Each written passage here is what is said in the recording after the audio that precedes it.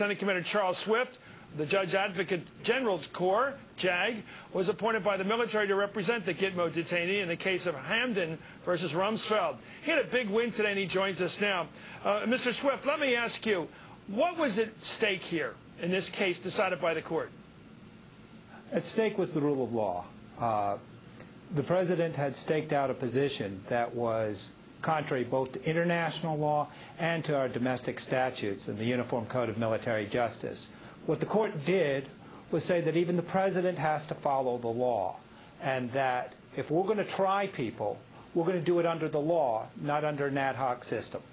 Does this mean now that our prisoners at Gitmo are going to have lawyers and rules of evidence that they can use to defend themselves? Well, in a manner of speaking, yes, and one would hope so, because what the court was addressing is a trial wherein you could actually be executed. One would hope in an American system that you have lawyers, that you have rules of evidence. In a trial as politically charged as these, that's what the rules of evidence were developed for. What it says is that these individuals will be able to be present during their trials and confront the evidence against them. What about the charge? What about the charge made recently, just a couple minutes ago, by Cato Byrne of the National Review, that people who fight us who are not in uniform, who do not represent countries who are party to the Geneva Convention, shouldn't be free riders? They shouldn't get Geneva Convention treatment. They should be treated like thugs.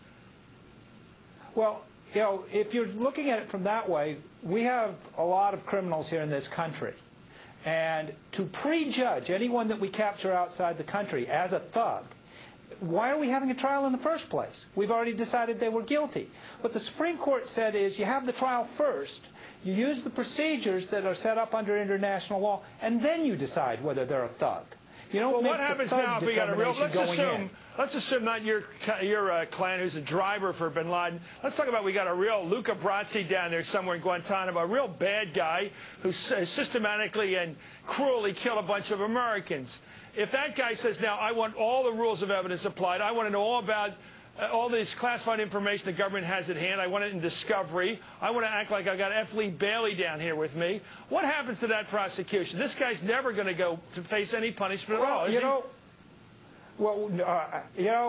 You could have said all those things about Moussaoui. Moussaoui was part of a plot that, if not on 9/11, somewhere thereafter would have killed maybe thousands. He wanted access to classified information. I think everybody agrees he's a real bad guy, and he's in the Supermax penitentiary. We convicted him.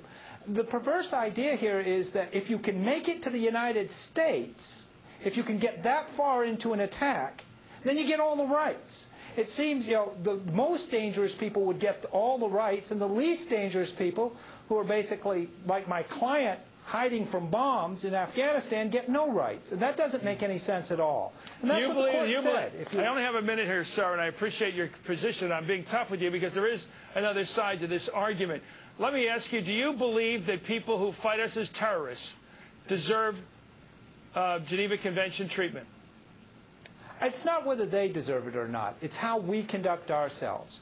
It has to do where if we say that our opponent can cause us not to follow the rules anymore, then we've lost who we are. We're the good guys. We're the guys who follow the rule, and the people we fight are the bad guys. And we show that every day when we follow the rules, regardless of what they do. It's what sets us apart. It's what makes us great. Wow. And in my mind, it's what makes us undefeatable, ultimately.